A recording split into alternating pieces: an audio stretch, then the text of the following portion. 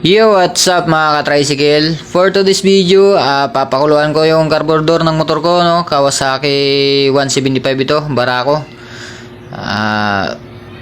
Medyo palyado na kasi yung carburetor niya. Pag ginagamit ko, bigla na lang akong namamatayan. Sinisinok siya. Siguro ranas nyo naman yun mga kabarako, no? Yung gagamitin nyo yung motor na pagka silinyador nyo, sinisinok, namamatay, para siyang nabubulunan.